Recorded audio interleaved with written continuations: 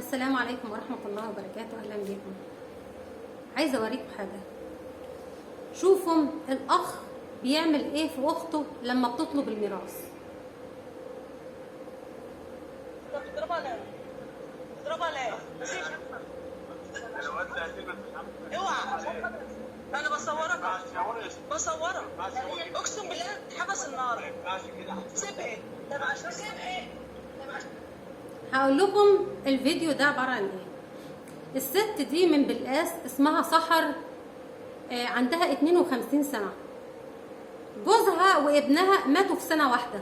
عندها 3 بنات بتربيهم يتامى، منهم البنت الكبيرة مخطوبة وعايزة تجهزها. والدها اتوفى بقاله 4 سنين، يعني لها ورث عند اخواتها الرجالة.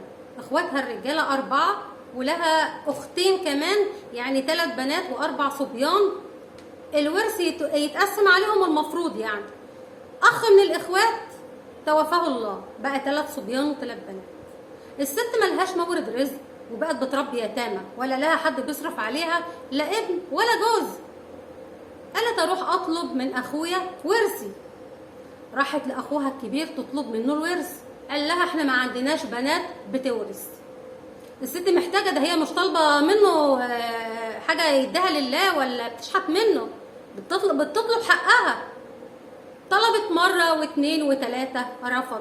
بعتت ناس من العيله وناس معارف اتكلموا معاه بالادب، رفض. الست ما فيش قدامها حاجه غير ان هي ترفع عليه قضيه. رفعت عليه قضيه. الاخ عرف، اتجنن. بعت اخوه الصغير اللي هو في الفيديو ده، الكائن ده اللي مش راجل، ما يتقالش عليه راجل، قال له روح اضربها. اخوها مشي وراها وهي رايحه سوق الخضار، مشي وراها وراح في السوق، اداها قدام الناس علقه موت، وشال الطرحه من على شعرها ومسك شعرها وسحلها قدام الناس. ليه؟ عشان بتطالب بحقها. كل ده وعايز ايه؟ ده عايز يوقف توك توك ويرميها فيه عشان يوديها لاخوه يمضوها على تنازل.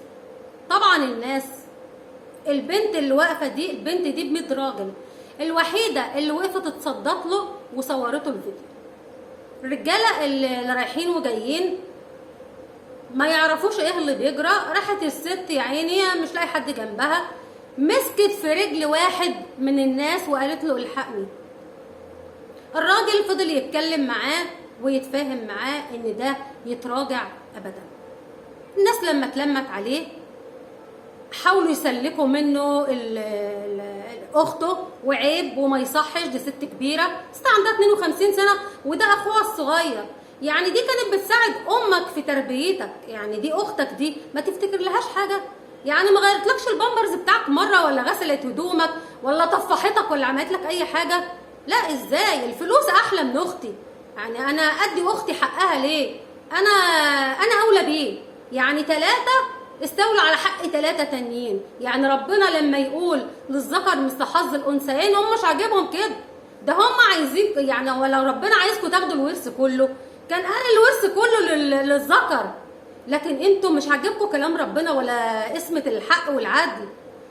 الناس اتصدت له وسلكته بالعافيه منها، والفيديو اتنشر. ولما الفيديو اتنشر واتشهر الفيديو وبيدوروا عليه، البيه هربان دلوقتي اللي كان عامل ذكر وسحلها. طبعا ده مش فيديو واحد، ده كذا فيديو وهو بيضربها وبيسحلها، وادي جزء منه كمان.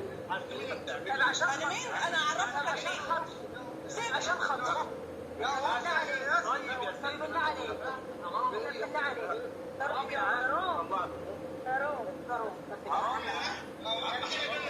شوفوا شكله كويس قوي عشان اللي يشوفه ويعرف مكانه يبلغ عنه.